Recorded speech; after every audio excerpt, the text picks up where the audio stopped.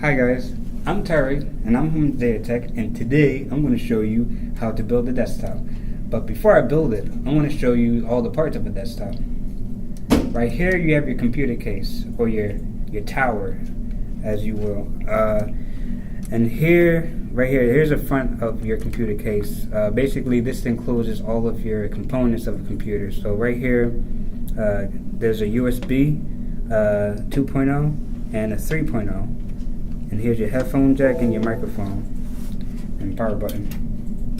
And this is where your fan will be. And also, this is where you can put your DVD or CD-ROM drives, whatever. Right here, you got your nice case enclosure, like inside the case. So this is where everything else inside of your computer will sit. Also, if you wanted to hook up like the window, the panel, you could put like LED lights on there, or like blue or green fans or whatever. But that's up to you. But besides that, here's the back of the case, and you got your exhaust fan or your intake, whichever way you configure it. So that way it'll blow fan either inside your case to keep it cooler, or outside to get rid of any heat that's built up into your case. But I would prefer to have it as an exhaust, since there more heat rises and it would expel from the back. And right here you have your expansion slots, so you could put like a video card or a sound card or whatever. But that's up to you once again. And nothing to show here, nothing special. And that's your case. Put that down. Right here you have your processor. This is your CPU, or the brains of the computer, and it's a really nice like part of your system, really major in fact, as it will be able to execute all of your like programs and operating systems and stuff. So if you don't have a CPU, you can't really do anything with your computer. But yep, that's your CPU.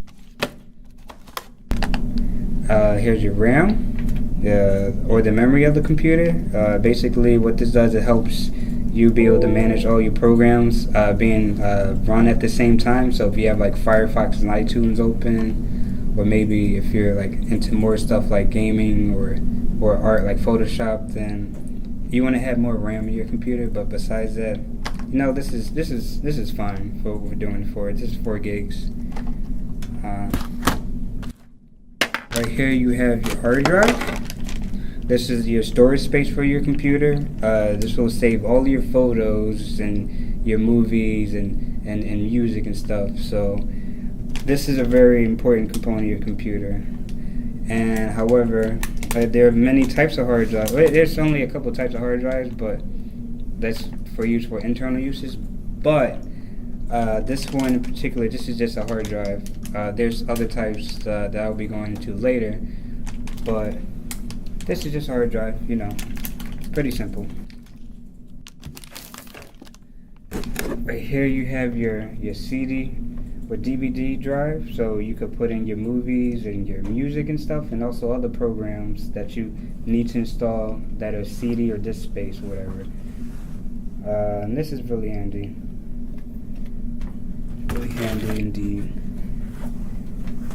And the last thing I'll show you. Last thing. And this is your power supply. And this powers your entire computer. But with that being said, like you need to be mindful in what type of power supply you want. If you want it to be just a regular one like this, or a modular one. But just to simplify it, we have just a regular one. Just for this, what we have here. Now I do recommend getting modular power supplies, since you are able to manage which cables you want inside in your system. But until then, we're just going to use this. And this will be fine for the time being.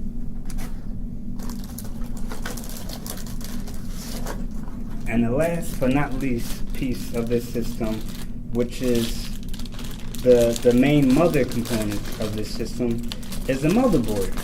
And what the motherboard entails too is that it communicates with every single part of your system, basically. So you have, this is where your CPU will stick to, and this is your RAM slots, your power, your hard drive SATA connectors and other stuff for video cards. And you have the back panel,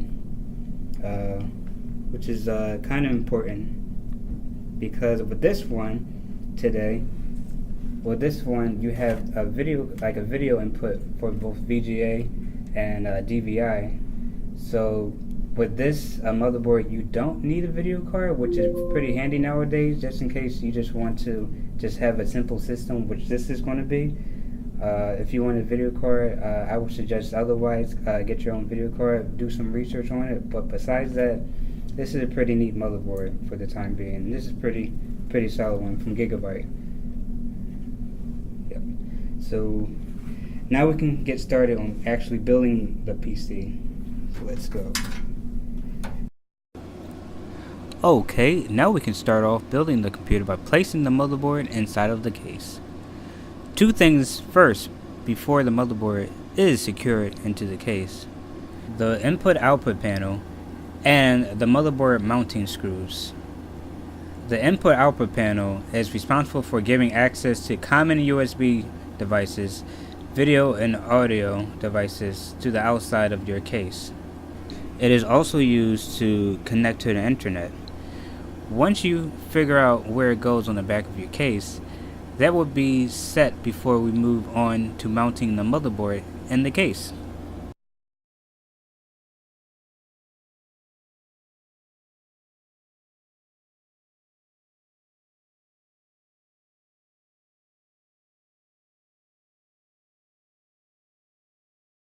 Next, you will need your motherboard mounting screws, which are usually brass in color and are hexagonal shaped. You can try and mount the motherboard to the inside of your case, but you will notice that it will not align well with your input-output panel. What you should do is place a motherboard in the case, see where the screws will go, and then lift the motherboard from the case. Then place the motherboard mounting screws where the motherboard will be bolted on to place by the screws.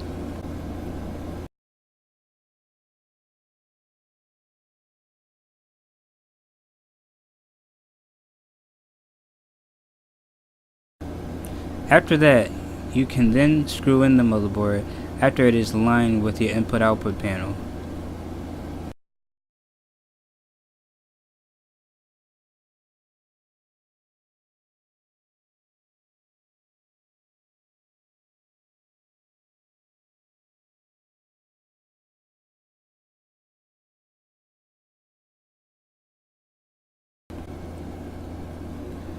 Now we can mount the CPU onto the motherboard. When holding the CPU, it is important to handle it with great care by holding it on the edges. Make sure you do not touch the golden pins that are on the underside of the CPU. That will be in contact with the motherboard, and touching or bending the pins could render it useless, and you may see performance loss. First, lift the CPU release lever on the motherboard before placing the CPU on it. When placing the CPU on the motherboard, make sure that it lines up with the pinholes on the motherboard. You can find out where it should be placed if the arrows on both the CPU and motherboard point in the same direction. After we mount the CPU, we can then lower the CPU release lever to lock it with the motherboard and then proceed to mounting the heatsink. This will keep the CPU cool as much as possible, and depending on what kind of CPU cooler you use, there may be various types of mounting options. This one is mounted by the two sides of the heatsink, clipping onto the motherboard to secure it.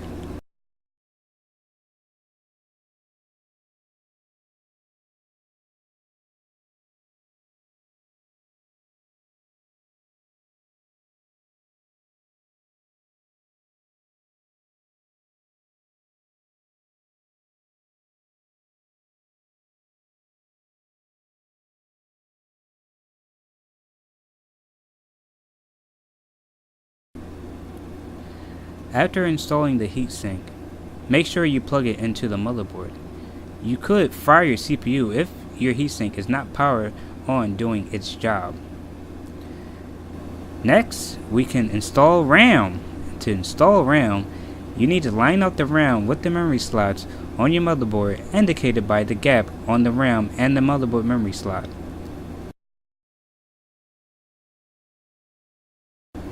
There.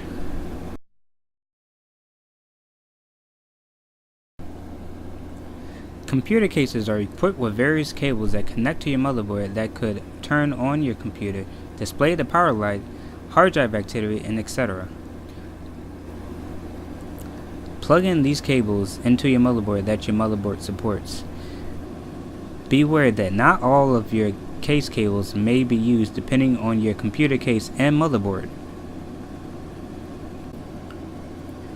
Also, depending on your case, installing a hard drive could be fairly easy. In this case, there is a hard drive mounting tab that locks your hard drive with a mounting bay.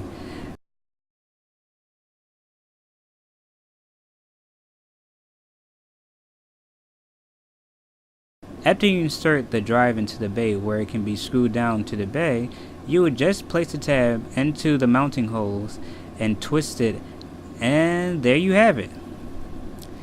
After that, you can then plug in your SATA cable into the drive and or into the motherboard.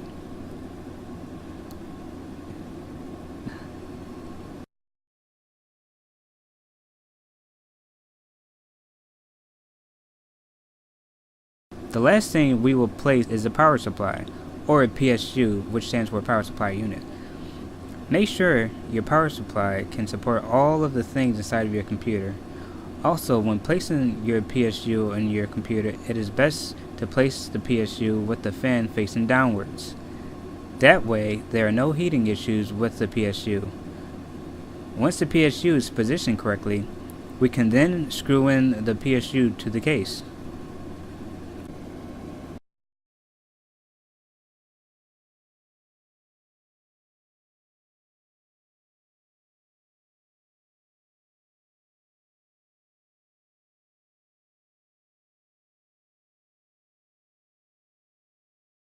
Now we can start plugging in everything. We can then plug in the motherboard with the 24-pin connector. This will power the entire motherboard, except for the CPU, which will be powered on by the 4-pin CPU power connector located at the corner of the motherboard. After that, we can power the hard drive with the SATA power cable.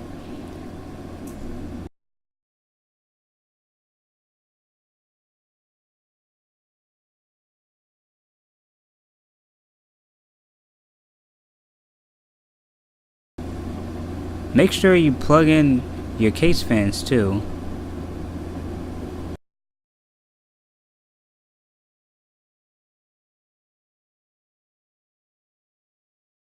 And your front audio cables.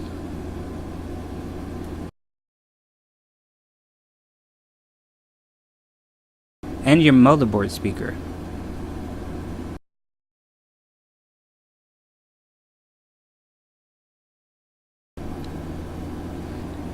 Thank you for watching this tutorial. If you like this, please subscribe to our channel, follow us on Twitter, and like us on Facebook. This is Tyree from Zetech, and I hope you have a good one.